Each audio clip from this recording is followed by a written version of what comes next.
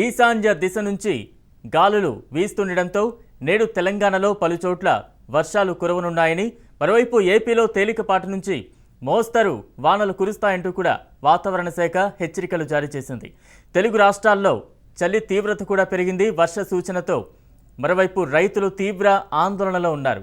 కళ్ళాల్లో ఆరబోసిన ధాన్యం తడిసిపోతోంది అనే ఆవేదన రైతుల నుంచి వ్యక్తమవుతోంది. ధాన్యాన్ని వెంటనే కొనుగోలు చేయాలని రైతులు పెద్ద ఎత్తున డిమాండ్ చేస్తూ ఉన్నారు.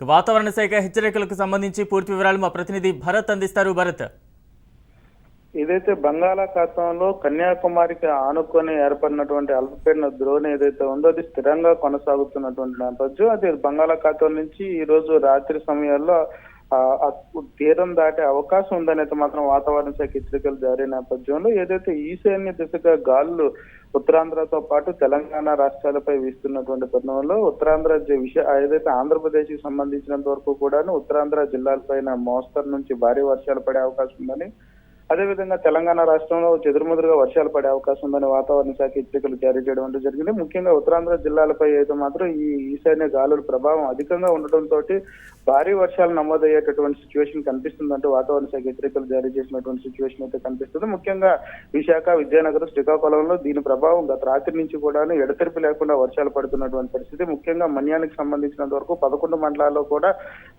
భారీ వర్షాలు కురుస్తున్నటువంటి పరిస్థితి. లోతట్టు ప్రాంతాలు ఇప్పటికే జలమయమవుతున్నటువంటి సిచ్యువేషన్ అయితే కనిపిస్తుంది. దీనికి సంబంధించినంత వరకు అధికారులు కూడా పెద్ద ఎత్తున ఏర్పాట్లు చేయడం జరిగింది. లోతట్టు ప్రాంతాల్లో ఉన్నటువంటి ప్రజలను ఇప్పటికే అప్రమత్తం చేసినటువంటి సిచ్యువేషన్ కనిపిస్తుంది.